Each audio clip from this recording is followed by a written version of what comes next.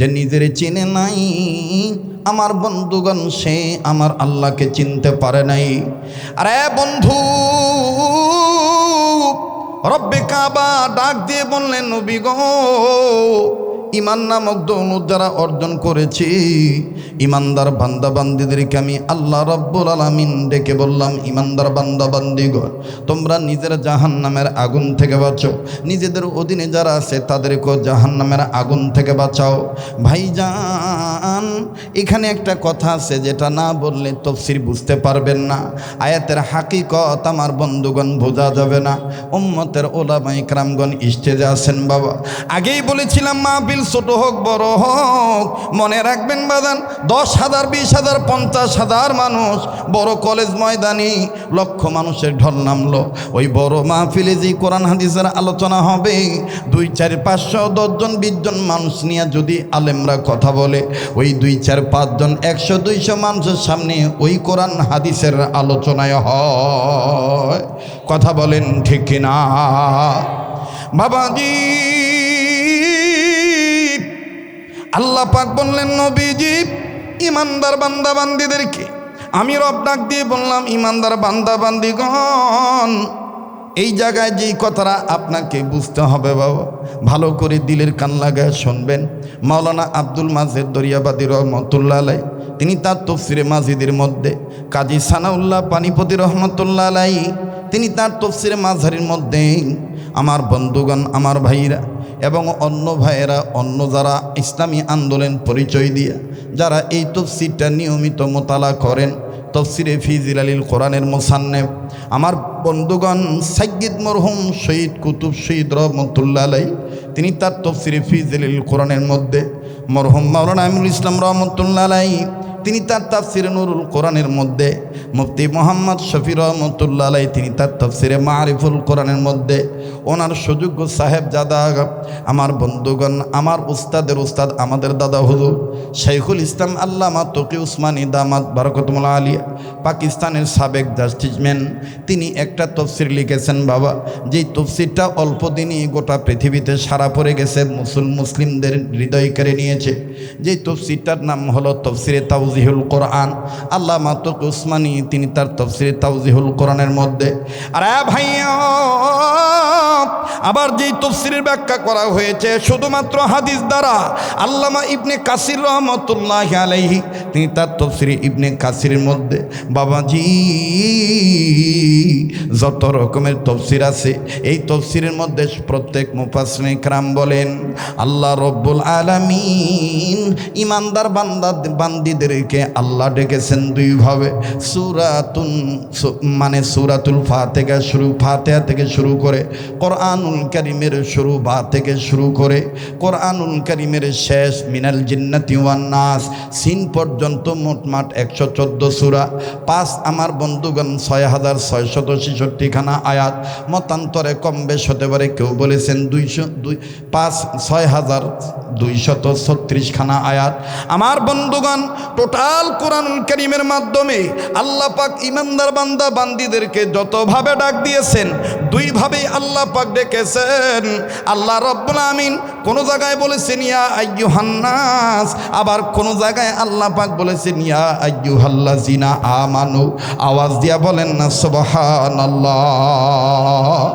আমি যেই আয়াতে কারিমার অংশ তেলাওয়াত করেছি সূরাতুত তাহরিমের, আমার বন্ধুগণ, এক আয়াতের অংশ বিশেষ প্রথম অংশের মাধ্যমে আল্লাহ পাক ইমানদার বান্দা বান্দিদেরকে ডাক দিয়ে বললেন, ইমানদার বান্দা বান্দিগণ, তোমরা নিজেরা জাহান্নামের আগুন থেকে বাঁচো, তোমাদের অধীনে যারা আছে তাদেরকে জাহান্নামের আগুন থেকে বাঁচাও। বুঝে থাকলে বলেন বাজান, ইমানদার বান্দা যারা, বান্দি যারা, তাদের জাহান্নামের আগুন থেকে বাঁচতে হবে নির্দেশ কার? আর একবার আওয়াজ দিয়ে বলেন না, নির্দেশ কার?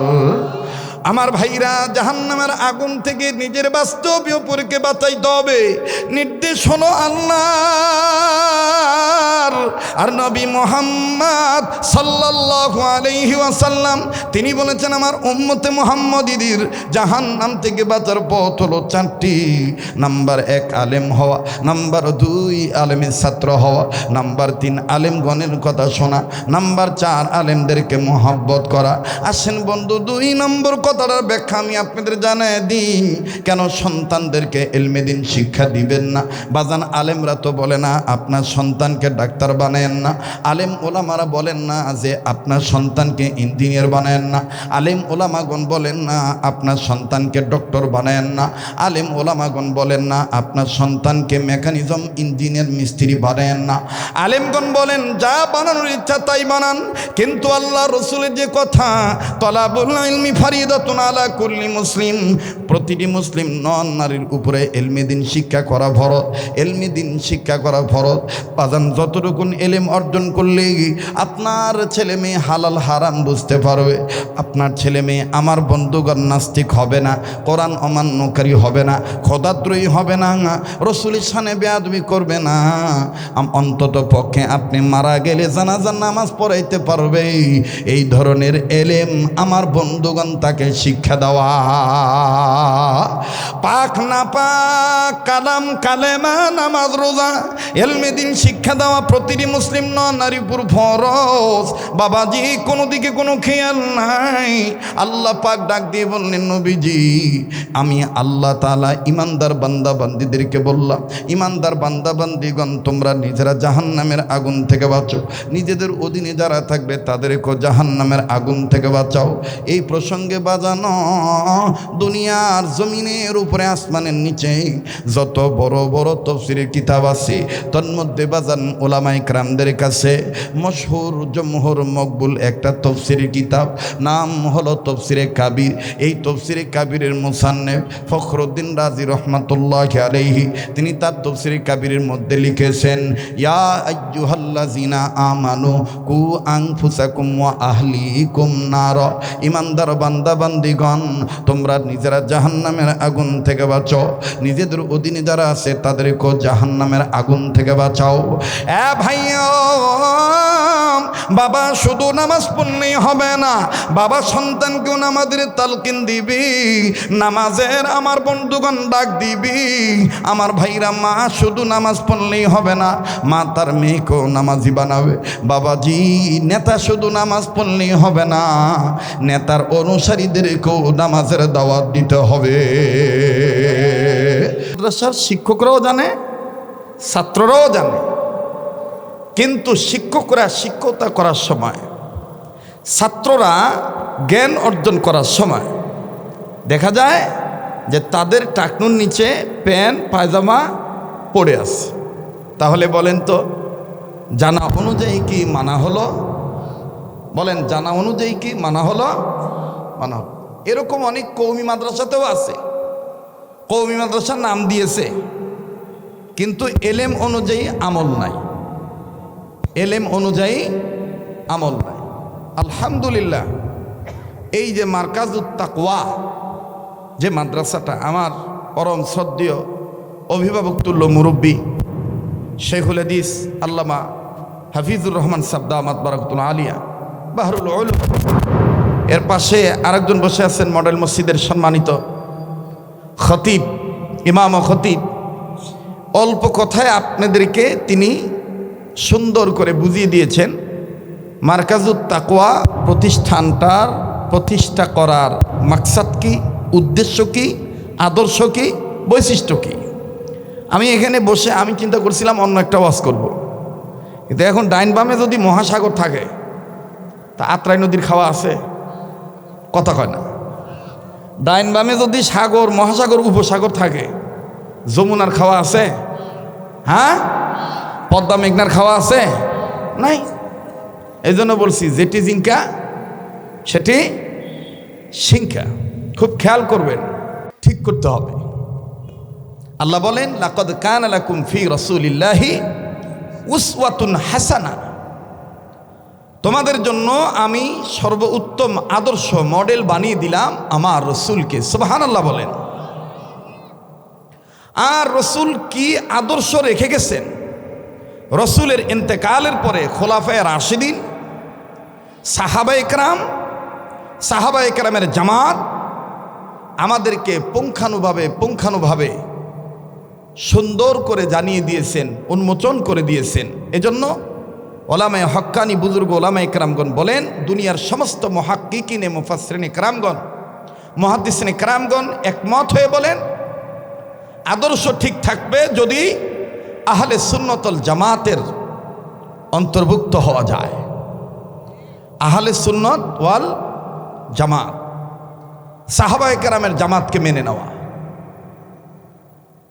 খোলাফায়ে রাশিদিনদেরকে মেনে নেওয়া, এটা হলো আদর্শ হওয়া। 3 নাম্বার উদ্দেশ্য, মাদ্রাসায় পড়ে, মাদ্রাসায় পড়ায়, মাদ্রাসায় টাকা দিয়ে, মাদ্রাসায় ওয়াজ করে, মাদ্রাসায় ওয়াজ শুনে বাচ্চাদেরকে ভর্তি করে লাভ কি? উদ্দেশ্য কি? উদ্দেশ্য একটাই, নিজে জাহান্নামের আগুন থেকে বাঁচা এবং অপরকে জাহান্নামের আগুন থেকে বাঁচা, এটা হলো উদ্দেশ্য। এই 3 গুণ যদি ঠিক থাকে তাহলে মাদ্রাসা ছোট হলেও সফলতা দিয়ে দিবে কে? আবার বলেন কে? আর একবার বলেন কে? হাকিমুল উম্মত মুজাদ্দিদুল মিল্লাত মাওলানা আশরাফ আলী থানভী রহমতুল্লাহ আলাইহি হযরত তার কিতাবের মধ্যে লিখছেন, হাদিসের কওলকে নকল করে, রসুলের কওলকে নকল করে হযরত বলেছেন হাদিসের উদ্ধৃতি দিয়ে যে উম্মতে মুহাম্মাদীদের জাহান্নাম থেকে বাঁচার পথ 4টি। বুঝে থাকলে বলেন কয়টা? আর একবার কোন কয়টা? 4টি। নাম্বার 1 আলেম হওয়া। নাম্বার 1 আলেম হওয়া। বাবা বারবার জিজ্ঞেস করতেছি, রাগ করতেছেন নাকি? নাম্বার 1 আলেম হওয়া। নাম্বার 2 আলেমের ছাত্র হওয়া। নাম্বার 3 আলেমগণের কথা শোনা। নাম্বার 4 আলেমদেরকে মহাব্বত করা। সুবহানাল্লাহ বলেন। আমরা এখানে যারাই এসেছি, বসেছি, উপস্থিত হয়েছি, আমরা সবাই এই 4 দলের অন্তর্ভুক্ত, ঠিক কিনা বলেন? আমার বন্ধুগণ, তাইলে এই 4টা কথার সাথে আলেমের সম্পর্ক আছে না নাই? আলেমের নাম আছে না নাই? আছে। আলেমের সম্পর্ক এলেমের সাথে, আর এলেমের সম্পর্ক রব্বুল আলামিনের সাথে। আলেমের সম্পর্ক কিসের সাথে বাবা? এলেমের সাথে। আর এলেমের সম্পর্ক আলমের মালিকের সাথে। আলমের মালিককে বলেন, আলমের মালিককে? আল্লাহ।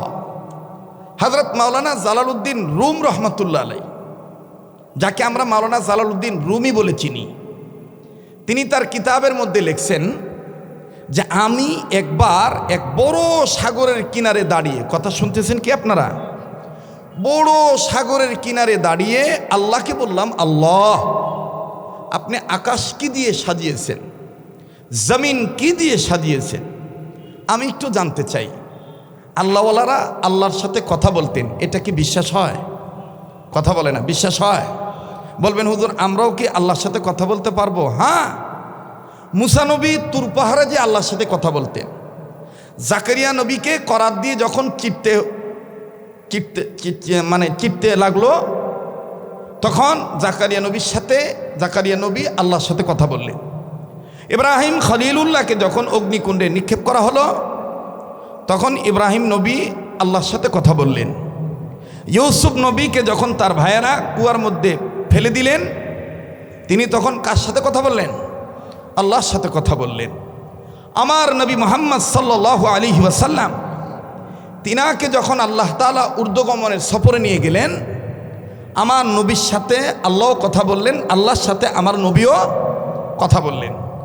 কিন্তু নবীজি বললেন, আল্লাহ আপনি সব নবীদের সাথে কথা বলেছেন, আমার সাথেও কথা বললেন, আমার উম্মতদের সাথে কথা বলবেন না? আল্লাহ তখন বললেন যে তোমার উম্মতরা আমার সাথে কথা বলতে পারবে, তোমার উপরে আমি রব কুদরতি পার্লামেন্ট থেকে তোমার বিশ্ব মিনিস্টারিতে যে বিধান নাজিল করে দিলাম, আই গড ইজ রিভিল, আমি যে আইন তোমার উপর নাজিল করলাম। বলেন মুসলমানদের সংবিধানের নাম কি? এত আসতে বললেন? মুসলমানদের সংবিধানের নাম কি? কোরআন। আল্লাহ বললেন, ওগো নবী মুহাম্মদ, এই কোরআনুল কারীমের এক নাম কালামুল্লাহ। এই কোরআন যারা তেলাওয়াত করবে, এই কোরআনের শিক্ষা দীক্ষা যারা গ্রহণ করবে, আমি আল্লাহর সাথে তারা কথা বলবে। বলেন না সুবহানাল্লাহ। আমার বন্ধুগণ, তো আল্লাহওয়ালারা আল্লাহর সাথে কথা বলতে। মাওলানা জালালউদ্দিন রুম রহমতুল্লাহ আল্লাহকে বললেন, আল্লাহ আকাশ কি দিয়ে সাজাইছেন, জমিন কি দিয়ে সাজাইছেন জানতে চাই। আল্লাহ বললেন, রৌনকো বজমে সামারা আজ কাওয়াকিব করদাই, রৌনকো বজমে জমিরা আজ ওলামা করদাই। হে জালাল, আমি আকাশ সাজাইলাম সামারা তারকা দিয়ে, আর জমিন সাজাইলাম আজ ওলামা করদাই, আমার মাহবুব বান্দা ইলমওয়ালা আল্লাহওয়ালা আলেমদেরকে দিয়া। সুবহানাল্লাহ বলেন। মোহতারাম হাজরিন, আমার বন্ধুগণ, তাহলে আলেমদের দাম আছে না নাই? বলেন, আলেমদের দাম আছে না নাই? এই আলেম তৈরি হওয়ার কারখানা হলো এই ছোট বড় মাদ্রাসা। আমাদের এক বুজুর্গ বলতেন, হযরত মাওলানা মুহাম্মদুল্লাহ হাফিজ জুজুর রহমতুল্লাহ, তিনি বলতেন, কওমি মাদ্রাসাগুলি প্রত্যেকটা দিনই প্রতিষ্ঠান, আলিয়া হোক কওমি হোক, মুসলমানদের জন্যে প্রতিটি গ্রামগঞ্জে যখনই যে মাদ্রাসা হবে, সে মাদ্রাসাটা ওই এলাকার জন্যে ইসলামী দুর্গ, ইসলামিক ক্যান্টনমেন্ট, ইসলামিক ক্যান্টনমেন্ট। এই ক্যান্টনমেন্ট যদি ঠিক থাকে, তাহলে যে এলাকায় ক্যান্টনমেন্ট ঠিক থাকবে, ইসলামের দুর্গ ঠিক থাকবে, ওই এলাকায় গাঁজা সাপ্লাই হবে না। এই যে কথা আসতে বলতেছে, ওই এলাকায় কি হবে না? গাঁজা সাপ্লাই হবে না। ওই এলাকায় বাবা ট্যাবলেট আমদানি রপ্তানি হবে না। যারা কথা আসতে বলবে মনে করবেন ভিতরে ভেজাল আছে। জোরে কথা বলেন। ইসলামিক ক্যান্টনমেন্ট যে এলাকায় থাকবে, ওই এলাকায় কখনোই বাউল নামের ফাউলেরা ফাউল গান, ফাউল কর্মকাণ্ড চালিয়ে যেতে পারবে না।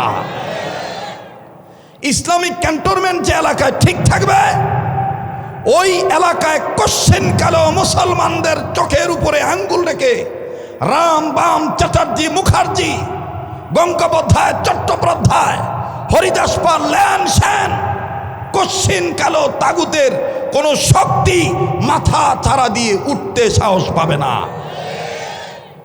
আমার বন্ধুগণ, আমার ভাইরা, এই মাদ্রাসাগুলি প্রত্যেকটা মাদ্রাসা হলো ইসলামিক ক্যান্টনমেন্ট। তো এই ক্যান্টনমেন্ট হওয়াতে আপনারা খুশি না বেজার? আবার বলেন, উম্মতে মুহাম্মদীদের জাহান্নাম থেকে বাঁচার পথ কয়টা? জোরে কোন কয়টা? জাহান্নাম থেকে আপনি বাঁচতে পারবেন তখনই জমিনের উপরে, ভাই মাদ্রাসার কর্তৃপক্ষ এই বাচ্চাগুলোকে একটু থামাইতে হবে, এদেরকে থামাতে। আর এই কোনায় যারা কথা বলতেছেন ভাই, এই যে মোবাইলওয়ালারা, ভিডিও ম্যান, আপনারা ডিস্টার্ব দিবেন না।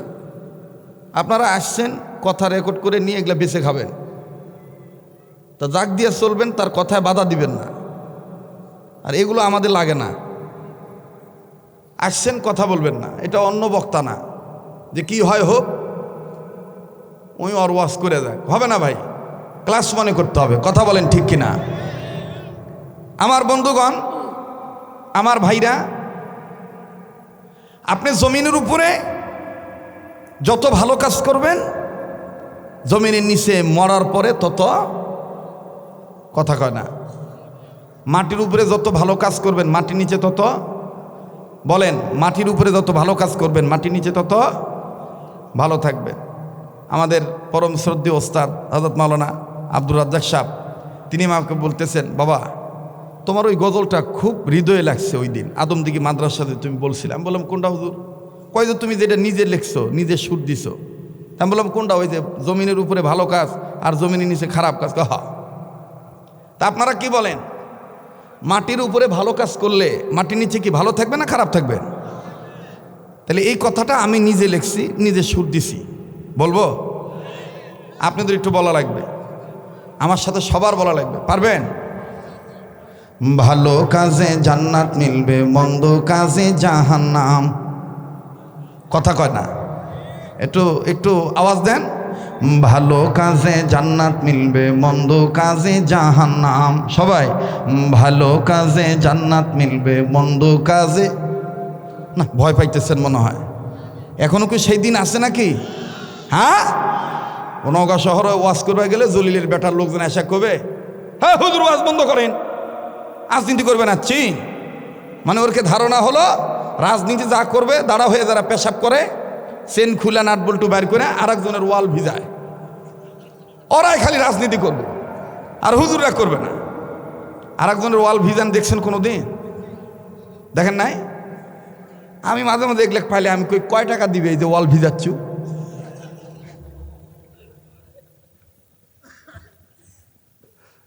বাস্তব না বাস্তব? দোয়া নাই, মুসা নাই, কোনো মতন ধারা দিয়ে আবার ভিতরে ঢুকায়। উইও যায়, হোমবতীর ফোটো টপ টপ করে পড়িচ্ছে। আমি খালি ভয় পাই, না জানি আজরাইল লিয়া যায়। কারণ এই হোমবতীর ফোটা পরা অবস্থা যদি আজরাইল লিয়া যায়, জাহান্নাম ছাড়া আর উপায় নাই। ভালো কাজে জান্নাত মিলবে, মন্দ কাজে জাহান্নাম। সবাই ভালো কাজে জান্নাত মিলবে, মন্দ কাজে না, আওয়াজ আরো বাড়বে। ভালো কাজে জান্নাত মিলবে, মন্দ কাজে, ভালো কাজে জান্নাত মিলবে, মন্দ কাজে জাহান্নাম।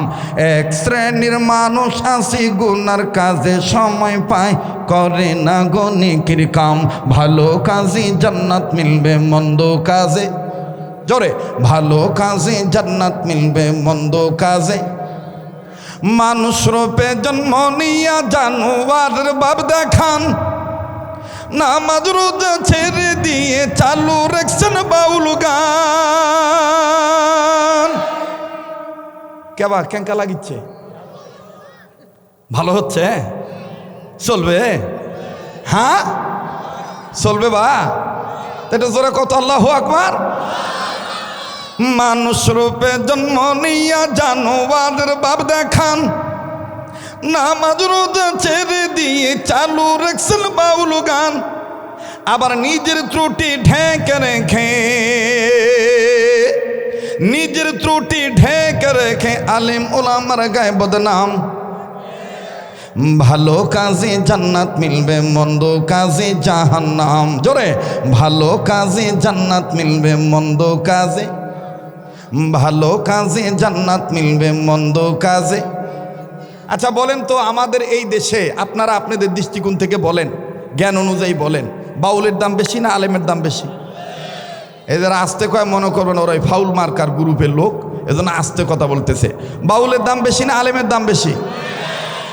আরে ভাই, বাউলরা প্রত্যেকটা অনুষ্ঠানে গাঁজা না খেলে গলা ক্লিয়ার হয় না। এই যে হুজুরা যে ওয়াজ করতেছে গাঁজা খেয়ে উঠছে, হ্যাঁ মিশাই দেখবেন বেহালা কান্দত লিয়া 2 বোতল খাইছে, কিন্তু খায় অজগবি উঠে এরকম করে হ্যাঁ এরকম করে ঘুতাবে।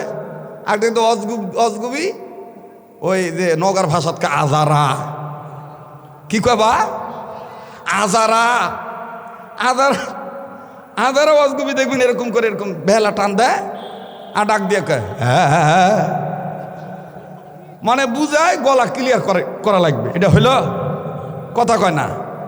যারা আল্লাহর কোরআন তেলাওয়াত করে, যারা আল্লাহর কোরআনের পক্ষে থাকে, তাদের গলা সব সময় ক্লিয়ার কে রাখে?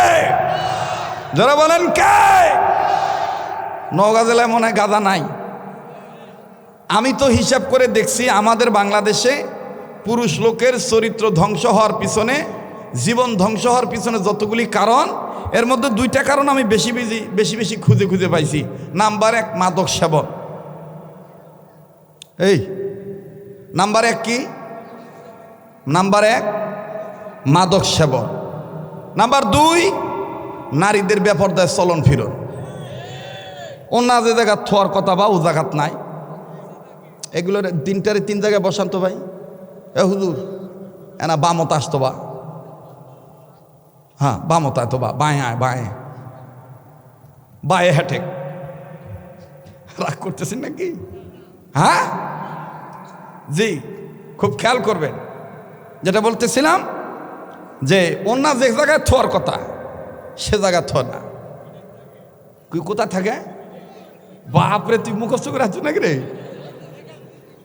অন্য এটাকে আমি আমার জ্ঞান দ্বারা সাজাইছি, পয়েন্টত না থুইয়া জয়েন্টত বাদা থুয়ে দেয়, পয়েন্টত না থুইয়া কুট থইবা জয়েন্টত থয়, পয়েন্টে উন্নত হওয়ার কথা। আগের মা বোনদের লেখাপড়া কম ছিল, নিজের নামটাও লিখতে পারতো না, টিপসই দিয়ে চলতো, এবং টিপসই কোথায় দিবে সেটাও জানতো না।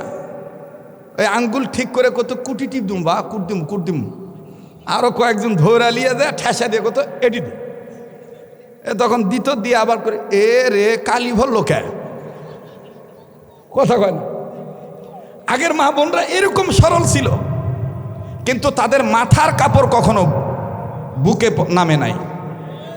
আর এখনকার মেয়েরা আয়োপাস, বায়োপাস, জায়োপাস, লোয়োপাস। কবেন হুজুর এটা আবার কোন ডিগ্রি? আয়োপাস মানে ভাল লাগলেই হয়, কে কি কয় দিকে তাকানোর দরকার নাই। অবশ্যই এই এলাকাতেই রোগ নাই, যত রোগ খালি ঢাকায়। কিন্তু আফসোস আমার সমাজে বিচার হয়, ইফতিজিং কে করে তার বিচার হয়, কিন্তু ইফতিজিং কেন হয়? গাঞ্জা যে খায় তার বিচার হয়, কিন্তু গাঁজা যে বিক্রি করে তার বিচার হয় না। কথা কন ঠিক কিনা? আল্লাহ আমাদেরকে সহিবুল দান করেন, আবার বলেন আমিন। তো উম্মতে মোহাম্মদীদের জাহান্নাম থেকে বাঁচার পথ কয়টা? নাম্বার 1 আলেম হওয়া, নাম্বার 2 আলেমের ছাত্র হওয়া। এবার বলেন তো, আলেমের ছাত্র হইলে লাভ না লস? আর একবার বলেন নাবলা লস? তাহলে আমি বলবো, আপনারা মুখস্থ করবেন, দেখি কার মুখস্থ হয়েছে। উম্মতে মোহাম্মদীদের জাহান্নাম থেকে বাঁচার পথ কয়টা? এই তো হয়ে গেল মাশাআল্লাহ। উম্মতে মোহাম্মদীদের জাহান্নাম থেকে বাঁচার পথ কয়টা? সবাই বলেন কয়টা? নাম্বার 1 আলেম হওয়া, নাম্বার 1। সবাই বলেন, এটা ক্লাস চলতেছে, ধর্মের ক্লাস। নাম্বার 1 আলেম হওয়া, ইনকে টানা যাবে না বা, তাহলে আলেমে ধরে নিয়ে মারে ফেলবে। আলেম হওয়া মানে একটা জজবা থাকতে হবে। ইন্নামা ইয়াখশাল্লাহা মিন ইবাদিহিল উলামা। উলামায়ে কেরামরা সবচেয়ে আল্লাহকে বেশি ভয় করে, সুবহানাল্লাহ বলেন। আমি যখন বলবো নাম্বার 1 আপনারা বলবেন আলেম হওয়া, আমি যখন বলবো নাম্বার 2 আপনারা বলবেন আলেমের ছাত্র হওয়া, আমি যখন বলবো নাম্বার 3 আপনারা বলবেন আলেমের কথা শোনা, আমি যখন বলবো নাম্বার 4 আপনারা বলবেন আলেমদের মহব্বত করা। পারবেন তো ইনশাআল্লাহ? উম্মতে মোহাম্মদীদের জাহান্নাম থেকে বাঁচার পথ কয়টা? নাম্বার 1 আলেম হওয়া, নাম্বার 1। নাম্বার 2 আলেমের ছাত্র হওয়া, নাম্বার 2। নাম্বার 3 আলেমের কথা শোনা, নাম্বার 3। নাম্বার 4 আলেমকে মহব্বত করা, নাম্বার 4। এই 4 পথের প্রতীক হবে যারা, কবরে হাসরে মিজানে সিরাতে খাবে না ধরা। সুবহানাল্লাহ বললেন না? সুবহানাল্লাহ বললেন না? আমি 3টা কথা হুজুরদের কাছে জমা থুয়ে গেলাম, কোনোদিন কোনো জায়গায় আসলে ওই 3 কথার ব্যাখ্যা বলে দেবো। আজকে শুধু 2 নম্বরটা বলি, আলেমের ছাত্র হওয়া। 2 নম্বর কি? আলেমের। আমার ভাইরা, আমার বন্ধুগণ, আলেম ওলামার ছাত্র হইলে লাভ কি? নিজের সন্তানকে কোরআন শিক্ষা দিলে দেখেন বাজান ফায়দা কি, ফজিলত কি। বাবাজি, কোনো দিকে কোনো নজর নাই, নিজের দিকে নিজে চিন্তা করবেন। যেহেতু নিজের কবর নিজের যাওয়া লাগবে। মান আরাফা নাফসাহু ফাকাদ আরাফা রাব্বাহু। যে নিজের চিনল সে আমার আল্লাহরে চিনল, যে নিজের চিনে নাই আমার বন্ধুগণ সে আমার আল্লাহকে চিনতে পারে নাই। আরে বন্ধু, রব্বে কাবা ডাক দিয়ে বললেন, নবী গো, ইমান নামক দৌলত যারা অর্জন করেছি, ইমানদার বান্দাবান্দিদেরকে আমি আল্লাহ রব্বুল আলামিন ডেকে বললাম, ইমানদার বান্দাবান্দিগণ, তোমরা নিজের জাহান্নামের আগুন থেকে বাঁচো, নিজেদের অধীনে যারা আছে তাদেরকেও জাহান্নামের আগুন থেকে বাঁচাও। ভাইজান, এখানে একটা কথা আছে যেটা না বললে তাফসীর বুঝতে পারবেন না। আয়াতের হাকিকত আমার বন্ধুগণ বোঝা যাবে না। উম্মতের উলামায়ে কেরামগণ স্টেজে আছেন বাবা। আগেই বলেছিলাম মাহফিল মাহফিল ছোট হোক বড় হোক, মনে রাখবেন বাজান, 10,000 20,000 50,000 মানুষ বড় কলেজ ময়দানে লক্ষ মানুষের ঢল নামলো। ওই বড় মাহফিলে যে কোরআন হাদিসের আলোচনা হবে, 2 4 500 10 জন 20 জন মানুষ নিয়ে যদি আলেমরা কথা বলে, ওই 2 4 5 জন 100 200 মানুষের সামনে ওই কোরআন হাদিসের আলোচনায় হয়। কথা বলেন ঠিক কিনা বাবাজি? আল্লাহ পাক বললেন নবীজি ইমানদার বান্দা বান্দীদেরকে, আমি রব ডাক দিয়ে বললাম ইমানদার বান্দা বান্দীগণ, এই জায়গায় যেই কথাটা আপনাকে বুঝতে হবে বাবা, ভালো করে দিলের কান লাগায় শুনবেন। মাওলানা আব্দুল মাজেদ দরিয়াবাদী রহমতুল্লাহ আলাই তিনি তার তফসিরে মাজিদের মধ্যে, কাজী সানাউল্লাহ পানিপতি রহমতুল্লাহ আলাই তিনি তার তফসিরে মাঝারির মধ্যে, আমার বন্ধুগণ আমার ভাইরা এবং অন্য ভাইয়েরা অন্য যারা ইসলামী আন্দোলন পরিচয় দিয়ে যারা এই তফসিরটা নিয়মিত মোতালা করেন, তফসিরে ফি জিলালিল কোরআনের মুসান্নেফ আমার বন্ধুগণ সাইয়্যিদ মরহুম শহীদ কুতুব শহীদ রহমতুল্লাহ আলাই তিনি তার তফসিরে ফি জিলালিল কোরআনের মধ্যে, মরহুম মাওলানা আমিনুল ইসলাম রহমতুল্লাহ আলাই তিনি তার তাফসিরে নুরুল কোরআনের মধ্যে, মুফতি মোহাম্মদ শফি রহমতুল্লাহ আলাই তিনি তার তাফসিরে মারিফুল কোরআনের মধ্যে, ওনার সুযোগ্য সাহেবজাদা আমার বন্ধুগণ আমার উস্তাদের উস্তাদ আমাদের দাদা হুজুর শাইখুল ইসলাম আল্লামা তকি উসমানী দামাত বারাকাতুল্লাহ আলিয়া পাকিস্তানের সাবেক জাস্টিসম্যান, তিনি একটা তফসির লিখেছেন বাবা, যেই তফসিরটা অল্প দিনই গোটা পৃথিবীতে সারা পড়ে গেছে, মুসলিমদের হৃদয় কেড়ে নিয়েছে। যেই তফসিরটার নাম হলো তফসিরে তাওজিহুল কোরআন।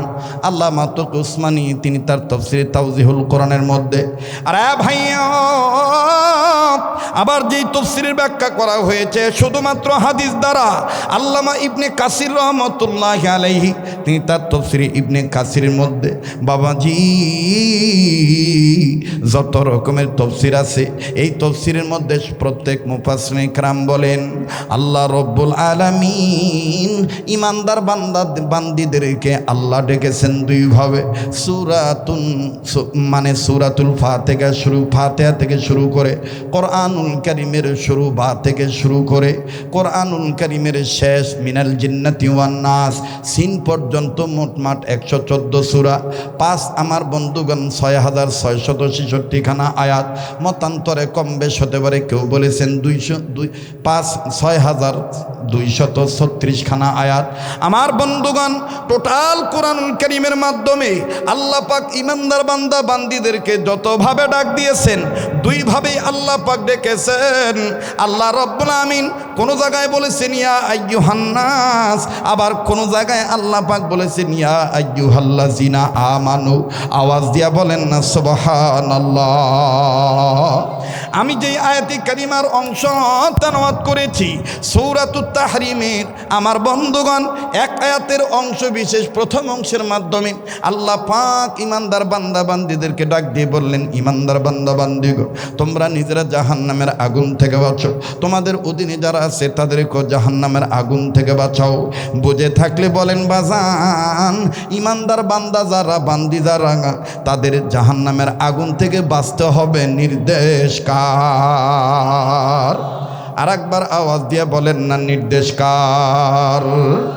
আমার ভাইরা জাহান্নামের আগুন থেকে নিজের বাস্তবীয় পরীকে বাঁচাইতে হবে, নির্দেশ হলো আল্লাহর। আর নবী মুহাম্মদ সাল্লাল্লাহু আলাইহি ওয়াসাল্লাম তিনি বলেছেন আমার উম্মতে মুহাম্মদীদের জাহান্নাম থেকে বাঁচার পথ হলো 4টি। নাম্বার 1 আলেম হওয়া, নাম্বার 2 আলেমের ছাত্র হওয়া, নাম্বার 3 আলেমগণের কথা শোনা, নাম্বার 4 আলেমদেরকে মহব্বত করা। আসেন বন্ধু 2 নম্বর কথাটার ব্যাখ্যা আমি আপনাদের জানাই দিই, কেন সন্তানদেরকে ইলমে দ্বীন শিক্ষা দিবেন না? বাজান আলেমরা তো বলে না আপনার সন্তানকে ডাক্তার বানায়েন না, আলেম ওলামারা বলেন না যে আপনার সন্তানকে ইঞ্জিনিয়ার বানায়েন না, আলেম ওলামাগণ বলেন না আপনার সন্তানকে ডক্টর বানায়েন না, আলেম ওলামাগণ বলেন না আপনার সন্তানকে মেকানিজম ইঞ্জিনিয়ার মিস্ত্রি বানায়েন না। আলেমগণ বলেন যা বানানোর ইচ্ছা তাই বানান, কিন্তু আল্লাহ রসুলের যে কথা তলাবুল ইলমি ফারিদাতুন আলা কুল্লি মুসলিম, প্রতিটি মুসলিম নন নারীর উপরে ইলমে দ্বীন শিক্ষা করা ফরজ, ইলমে দ্বীন শিক্ষা করা ফরজ।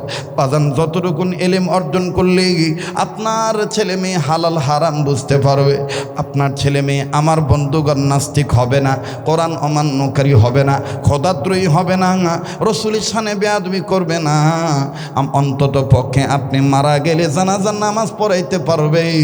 এই ধরনের এলেম আমার বন্ধুগণ তাকে শিক্ষা দেওয়া। পাক না পাক কালাম কালেমা নামাজ রোজা এলমে দিন শিক্ষা দেওয়া প্রতিটি মুসলিম নারীপুর ফরজ। বাবাজি কোনো দিকে কোনো খেয়াল নাই। আল্লাহ পাক ডাক দিয়ে বললেন, নবীজি আমি আল্লাহ তাআলা ইমানদার বান্দা বান্দিদেরকে বললাম, ইমানদার বান্দা বান্দিগণ তোমরা নিজেরা জাহান্নামের আগুন থেকে বাঁচো, নিজেদের অধীনে যারা থাকবে তাদেরকেও জাহান্নামের আগুন থেকে বাঁচাও। এই প্রসঙ্গে বাজানো দুনিয়ার জমিনের উপরে আসমানের নিচে যত বড় বড় তাফসীরের কিতাব আছে তন্মধ্যে বাজান ওলামায়ে কেরামদের কাছে মশহুর জমহুর মকবুল একটা তাফসীরের কিতাব, নাম হলো তাফসীরে কাবির।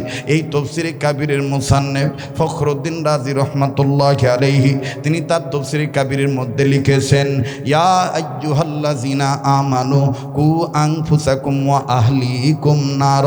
ইমানদার বান্দা বান্দিগণ তোমরা নিজেরা জাহান্নামের আগুন থেকে বাঁচো, নিজেদের অধীনে যারা আছে তাদেরকেও জাহান্নামের আগুন থেকে বাঁচাও। ভাইয়া বাবা শুধু নামাজ পড়লেই হবে না, বাবা সন্তানকেও নামাজের তালকিন দিবি, নামাজের আমার বন্ধুগণ ডাক দিবি। আমার ভাইরা মা শুধু নামাজ পড়লেই হবে না, মা তার মেয়েকেও নামাজি বানাবে। বাবাজি নেতা শুধু নামাজ পড়লেই হবে না, নেতার অনুসারীদেরকেও নামাজের দাওয়াত দিতে হবে। কথা বলেন ঠিক না বেঠি? ওরে মুসলমান দিলের কান লাগায় কথাগুলি শুনবেন। ফখরুদ্দিন রাজি রহমাতুল্লাহি আলাইহি তিনি সুন্দর করে তাফসীরে কাবিরের মধ্যে লিখেছেন, আল্লাহর একজন পয়গম্বর নিজে তার কর্ম করার জন্য যাচ্ছিলেন, আল্লাহর নির্দেশ মানিয়া পয়গম্বর যখন যাচ্ছিলেন নিজের কর্মের দিকে চলিয়া, হঠাৎ করে যাওয়ার পথে একটা কবর দেখলেন। এই কবরটার দিকে যখন পয়গম্বর তাকাইলেন, নজর করে দেখতেছেন কবরের মধ্যে ভয়ঙ্কর আযাব হইতেছে, সাংঘাতিক আযাব হইতেছে। পয়গম্বর কবরের আযাব দেখে, কবরওয়ালার হালত দেখে, এই দূর অবস্থা দেখে পয়গম্বর কাউকে কিচ্ছু বললেন না, শুধুমাত্র নিজের সাদাত আঙ্গুলের মাথার মধ্যে কামড় দিলেন আর ডাক দিয়ে বললেন, প্রভু হে আপনি তার কবরের আযাব মাফ করিয়া দেন, আল্লাহ আপনি তাকে মাফ করিয়া দেন। আরে ভাইয়া কবরের আযাব মুমিন যারা হয় মুমিনদের কিন্তু অন্তর্চক্ষু আছে, আল্লাহওয়ালা যারা হয় আল্লাহওয়ালাদের চোখ হলো চারটা আগা, দুটি হলো বাজান চর্ম চোখ আর দুটি হলো অন্তরের চোখ। কথা বলেন ঠিক না বেঠিক? লম্বা করব না বাজান। ডাইন বামে সামন পিছনে উম্মতের উলামায়ে কেরাম বসা আছেন। জগৎ বিখ্যাত একজন বুজুর্গ ছিলেন যার নাম মুফতি রশিদ আহমদ গঙ্গী রহমাতুল্লাহ আলাইহি, যাকে বলা হতো কুতুবুল এরশাদ, ফকিহুন নাফস, কুতুবে রব্বানী হযরতুল আল্লাম মুফতি রশিদ আহমদ গঙ্গী রহমাতুল্লাহ আলাইহি। একটু খেয়াল করে শুনবেন বাজান, দিলের কান লাগায় শুনবেন। রশিদ আহমদ গঙ্গী রহমাতুল্লাহ আলাইহি তার 5-7 জন শাগরেদদেরকে নিয়ে আমার বন্ধুগণ নির্ধারিত একজন শাগরেদের বাড়িতে যাবেন। ওই শাগরেদের বাড়ি হইয়া আগা আমার বন্ধুগণ তিনি তার গন্তব্যে পৌঁছে যাবেন। কিন্তু মিডিল পয়েন্টে যখন শাগরেদের বাড়ি পড়ল, এই শাগরেদকে না জানে তিনি শাগরেদের বাড়িতে চলে গেলেন। শাগরেদও ছিলেন আলেম। এখানে একটা কথা বুঝার আছে, এ বাবাজি পীর যদি হয় আলেম, মুরিদরাও দেখবেন হবে আলেম, না হইলো তাদের সিরাত সুরত দেখবেন আলেম। কথা কয় না? আর পীর যদি হয় লালন, লালনের যত মুরিদ দেখবেন ওদের মধ্যে লালনের চেহারায় ফুটে ওঠে। সারা বাংলাদেশে যত জায়গায় গাঁজা বিক্রি হোক তার চাইতে রিডবল গাঁজা বিক্রি হয় লালন শাহর মাজারে। কথা কয় না রে? হ্যাঁ। আর দেখবেন তাদের কি গলা, বাপরে বাপ, গলা দিয়ে আবার জায়েজ করে, কয় শরীয়তের খাওয়া নাই, আমরা মারেফতের সাগরে হাবুডুবু খাই। কি খাও? ওর ওই গাঁজা খায়। আর গাঁজার যে কত নাম আমি আজ পর্যন্ত খুঁজে শেষ করতে পারলাম না। এক সময় এক এক নাম, কেউ কয় গাঁজা, কেউ কয় সিদ্ধি, কেউ কয় শুকনা, সেদিন ওই যে মারামারি লাগছে, মারামারি লাগার পরে একজন আর একজন তুই হামাক ফাটাবু, তুই সারা বছর শুকনা খায় শুকা থাকিস, তুই আমার সাথে পারবু?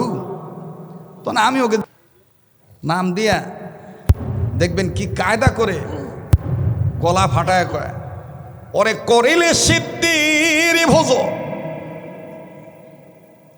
ওরে করিলে সিদ্ধির ভোজ, গুজে যাবে মানবতর অশান্তির কারণ। বইলেছেন গো গুরু মর সাইজি লালন, খাইলে সিদ্ধি বাড়ি বিবুদ্ধি, খাইলে সিদ্ধি বাড়ি বিবুদ্ধি। কন এটা কি সত্য কথা না মিথ্যা কথা? মুসলমানরা একমাত্র আত্মপ্রশান্তি লাভ করিতে পারিবে আল্লাহর জিকির করার মাধ্যমে। কথা বলেন ঠিক কিনা?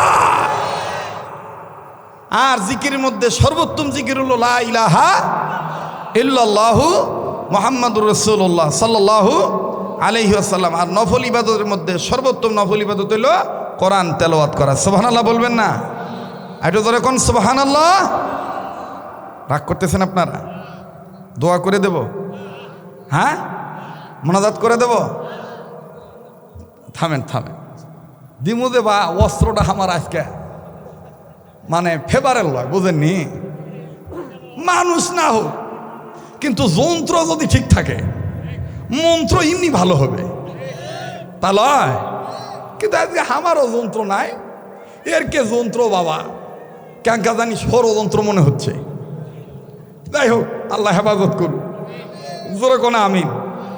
পৃথিবীতে এমন একটা যন্ত্র আছে, আবিষ্কার কে করলো খুঁজে পাওয়া যায় না, সেটা হলো ষড়যন্ত্র। সেটা কি? কথা কন কি? ষড়যন্ত্র। দেখেন না, এই যে ভোটের সময় এসে গেছে, এই দেখবেন যারা বলবে যে ইসলামের পক্ষে ভোট চাই, অজগবি দেখবেন কিছু হাতারি মার্কা মাতব্বর দ্বারা কবে হুজুররা ভোট খারাপে কেন, হুজুররা ভোট চাষে কেন, ওই হাতারি মার্কা নেতা হয়েছে। অথচ ওর দাদার ইতিহাস খুঁজলে পাওয়া যায়। নগর ভাষাত কয় ভিউ থাকিছে বা ভিউ থাকা সুসপা বদনা পায়নি, বদনার বেগরে হাতের 4 আঙ্গুলুক বেলসা বানাছে। হাতের কয় আঙ্গুলুক বেলসা বানাছে বা?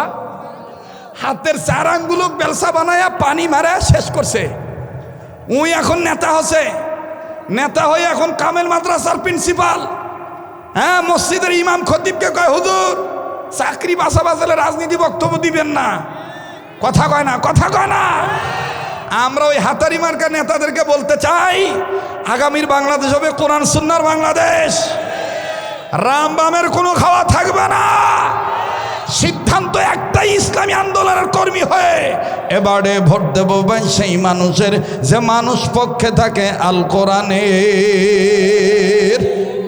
যে ঠিক কন কন, না করলে না কন, এটা আপনার ব্যাপার।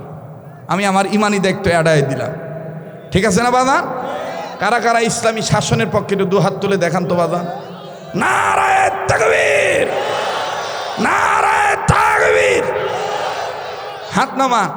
তো পীর যদি আলেম হয়, মুরিদরাও দেখবেন আলেম না হইলো তাদের পোশাক ভেষ সিরাত সুরত ওই রকমই হয়। কথা কন ঠিক কিনা?